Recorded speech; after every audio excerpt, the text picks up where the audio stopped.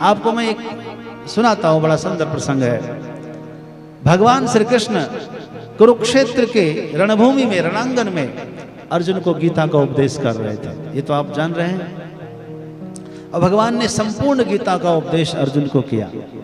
अर्जुन ने प्रार्थना किया कि प्रभु अब क्या आदेश है।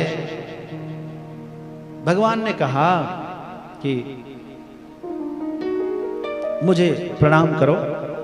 अर्जुन ने भगवान को प्रणाम किया, मेरी पूजा करो। अर्जुन ने भगवान की पूजा की।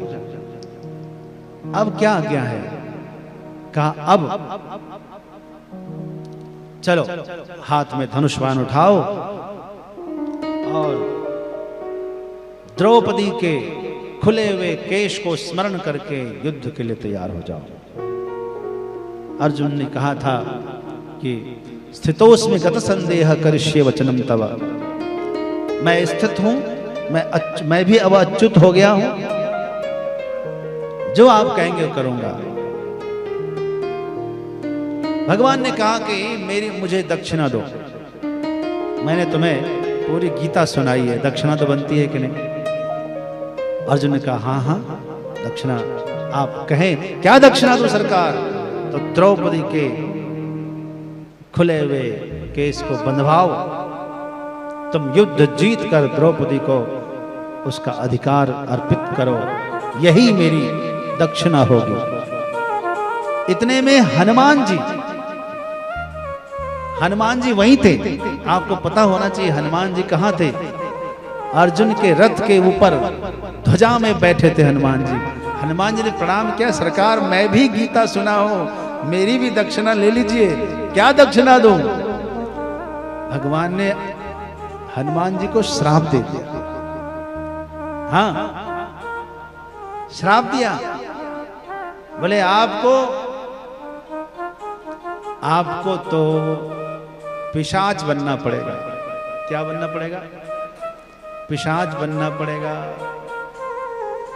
भगवान अर्जुन को आशीर्वाद और मुझे श्राप। गीता सुनने का यही फल है। भगवान ने कहा क्या आपको पता नहीं था कि कुछ भी सुनना है तो सुनने वाले को नीचे बैठना पड़ता है। हमारे खोपड़ी के ऊपर बैठकर, हमारे माथे के ऊपर बैठकर आप गीता सुनेंगे हैं तो आपको क्या मिलेगा? आपको तो श्राप ही मिलेगा।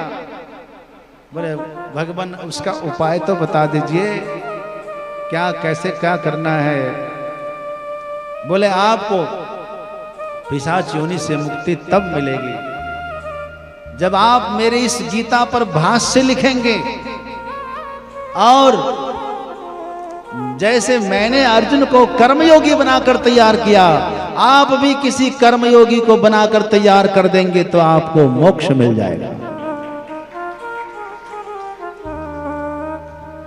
हनुमान जी कालांतर में हनुमान जी पिशाच बने और महाराष्ट्र की धरती पर ही बने। और हनुमान जी एक वो स्थान मुझे ध्यान में नहीं है, गुरुकुल के बाहर ही एक पीपल के वृक्ष पर उनका निवास हुआ। तो पीपल के पत्ते पर गीता जी का भाष्य लिख करके वो गिराया करते थे।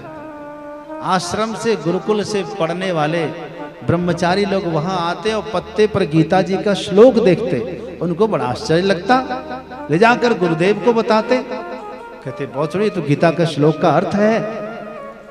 और इस तरह से पिशाच भाष्य प्रसिद्ध हुआ, पूरा ग्रंथाकार बन गया। कोशिश करें तो आपको भी प्राप्त हो जाए, पिशाच भाष्य उसका नाम है। उससे फिर उनका फिर से वापस जन्म हुआ, समर्थ स्वामी रामदास जी के नाम से प्रसिद्ध हुए, हनुमान जी के अवतार। और उन्होंने उपदेश देकर छत्रपति शिवाजी को कर्मयोगी बनाकर दुनिया के लिए तैयार कर दिया और वो मुक्त हुए।